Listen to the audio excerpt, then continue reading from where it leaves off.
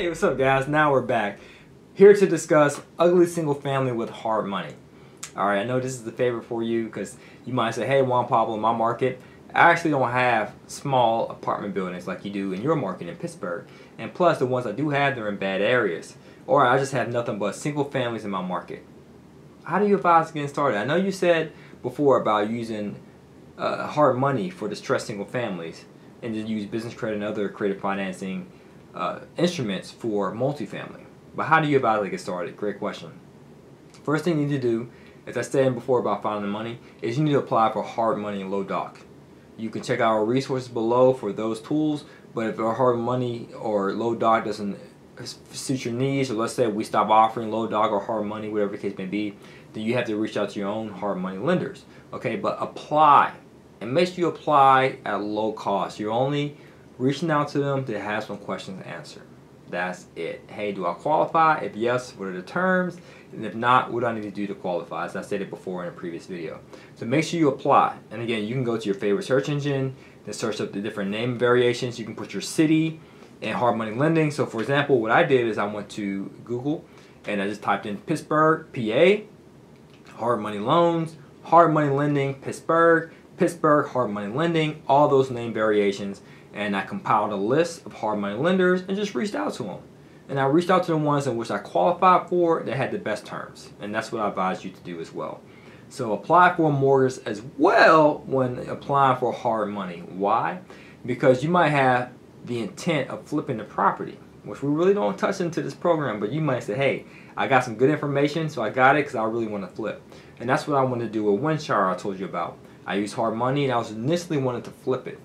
But my real estate agent who owned 40 rental units was somewhat of a mentor to me as well. And he said, hey, this is what I advise Juan Pablo. When it's about 80% completed, the rehab, I want to list it for sale and also for rent. And whoever comes first, then you go with that option. And I said, that's a good idea. But I had to make sure I had been qualified for an investment mortgage to do the refinance, the cash out refinance. So I was qualified for cash out refinance. And so we implemented both strategies, and fortunately we had a tenant come first who was paying us $1,550 a month in rent. Again, I was making $600 a month in cash flow, and I ended up doing a cash out refinance and pulling out $27,000.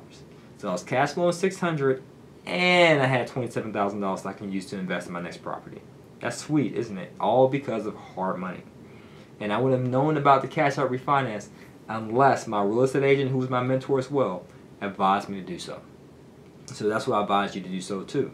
I initially wanted to flip the property, just sell it and just cash out the proceeds and pay capital gains tax. I didn't care because I was going to use a huge down payment for my next property. But I didn't even realize, hey, even a single family could be good for cash flow. And I can get some equity out. So I can cash flow and pull out the equity. That's why I prefer cash out refinances than flipping the property. Why would I just sell the property and get rid of it if I can just keep it and get access to the equity through a cash out refinance and still get the cash flow? To me, that's the best of both worlds. So I want you to entertain that. Why flip? That's why I say, why wholesale multifamily when you can do a syndication? Why flip a single family when you can still hold it and get the cash out and get the cash flow? Alright, so you want to entertain both strategies, okay guys? And you also want to apply for hard money, low doc, as well as an investment mortgage, just to make sure that you have the proper exit strategies in place. Worst comes to worst, you're not able to rent it out, you can still sell it. So when a rehab is about 80% complete, that's when you entertain both strategies. Not saying you have to flip it, not saying you have to do the cash out refinance, but you want to see where your options lie, okay?